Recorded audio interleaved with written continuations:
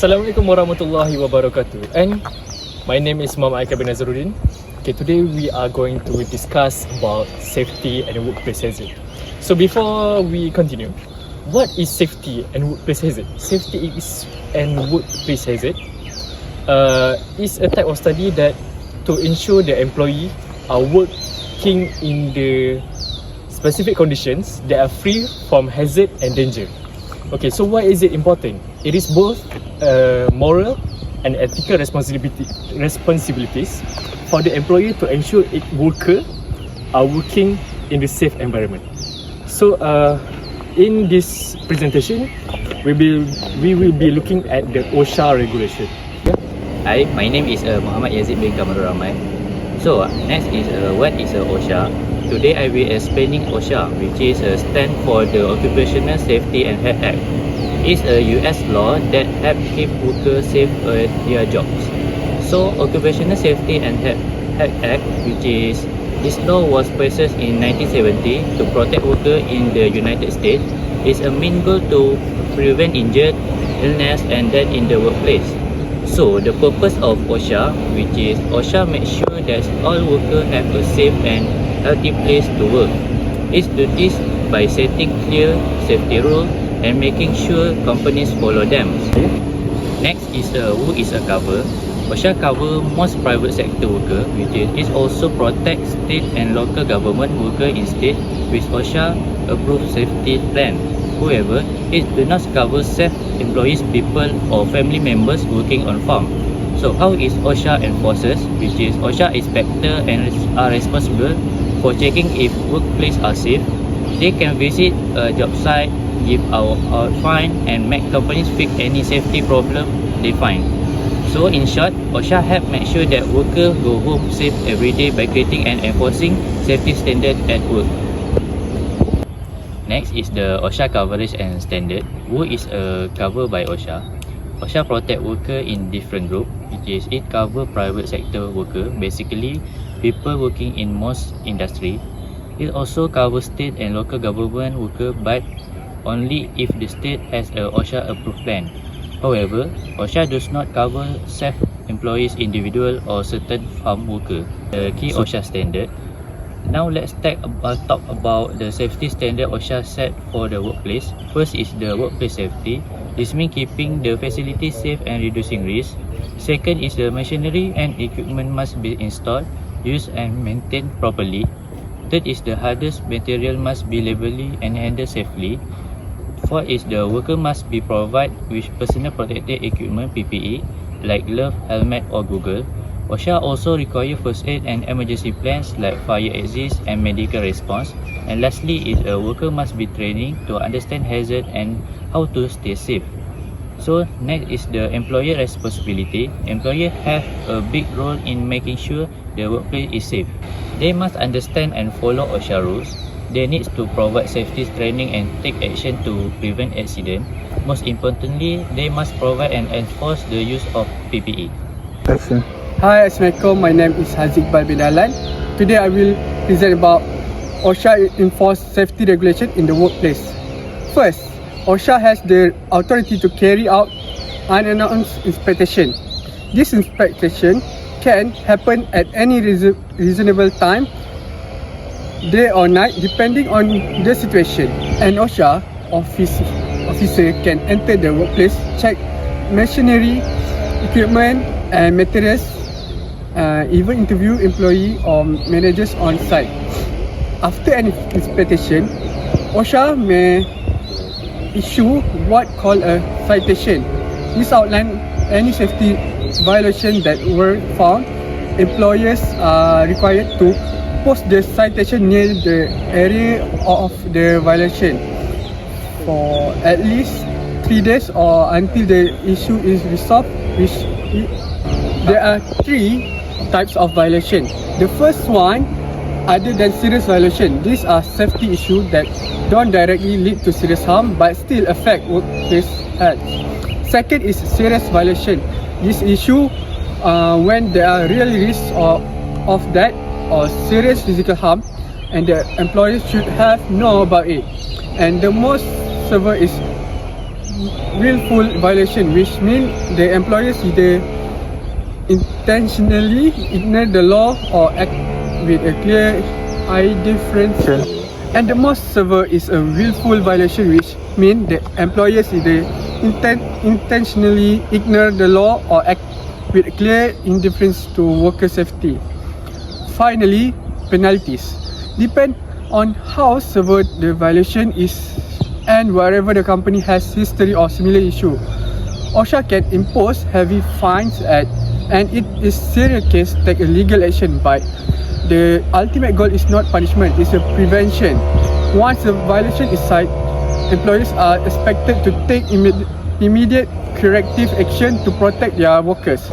Okay, now let's talk about the responsibility of employers. When it's come to the workplace safety, under OSHA, employees carry a legal duty to provide work environment that is free from hazard that could cause harm or death. This means they must take proactive steps to protect their workers. One of their core responsibilities is to keep the workplace hazard free. That include ensuring machinery is safe, material are stored properly, and employees are exposed to the risk. Employers are also required to maintain proper records of all work-related injuries and illness. This includes completing the OSHA Form 300, which logs this incident. Their record helps both of organization and OSHA track trends and prevent future accidents. Next slide. Now let's talk about what employees can do to help keep the workplace safe. First, always report unsafe conditions. If you see something dangerous, tell your supervisor right away. This helps prevent accident before they happen. Second, know your rights. You have the right to ask about any chemicals or hazards you're working with, and you must receive proper training on how to stay safe while doing your job. Also take safety training seriously. It's there to protect you. Use the safety equipment provided. For example, gloves, goggles or helmets. And make sure you follow all safety rules every day. By doing these simple things, each employee plays a part in making the workplace safer for everyone. Now, we see to the next slides. Now, beyond individual responsibilities, it's important to build a strong safety culture in the company. Let's start with communication. Talk about safety often, even in meetings, on the job, and in daily routines, so that everyone will aware about the safety. Leadership matters too. When managers follow safety rules and support their teams, it sets a good example for everyone else. We also need to involve employees in safety programs. When workers are part of the solution, they're more likely to stay engaged and alert. Recognizing safe behavior helps as well. A simple shout-out or tracking days without injury can motivate people to keep safety in mind. Finally, it's important to check if employees are ready for work, both physically and mentally. That means making sure no one is too tired, stressed, or distracted to their job safety. In short, safety is everyone's job, and when we all work together, we create a healthier, stronger, and safer workplace.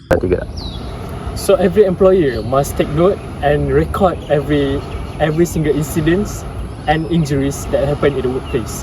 Why to record? Because every single injuries and accidents, even minor one, is a sign.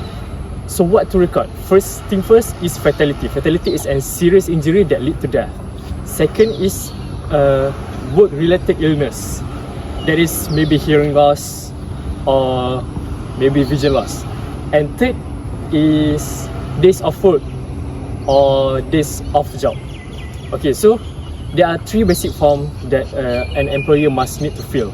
First is the OSHA Form 300. It is log of work-related injuries. Then we have OSHA Form 300A. It is the annual report for that year. And we have OSHA 301. It is an annual summary of the work-related injuries that happen in that year. Salam and good evening. My name is Muhammad Reza Bukhari bin Muhammad Ruzali. I want to share about safety hazard in the workplace. Let's look at some common safety hazard we need to address. Fatigue for long shift can significantly impair judgment and reaction times. District driving is a major cause of workplace related death, especially for employees who drive as part of their jobs. Workplace violence, whether physical altercation or verbal threats, is a serious concern, and we must always be prepared for emergency like fires, flood, or chemical spills. Ergonomic aims to design workplace and thus to reduce physical strain and injuries. Stress and burnout are significant mental health issues that can dramatically reduce productivity and well-being. Chemical safety is paramount, requiring clear labels and easily accessible material safety data sheet or MSDS. Finally, we should actively encourage wellness programs and employee assistance program or EAPS to support the holistic health of our workforce. Conclusion. To wrap up, the Occupational Safety and Health Act (OSHA) provides essential legal protection and a structured framework for workplace safety. Remember, safety is shared responsibility. It requires commitment from both employers and employees. Ultimately, fostering a strong culture of safety combined with a focus on wellness leads to fewer accidents, healthier employees, and a more productive work environment for everyone.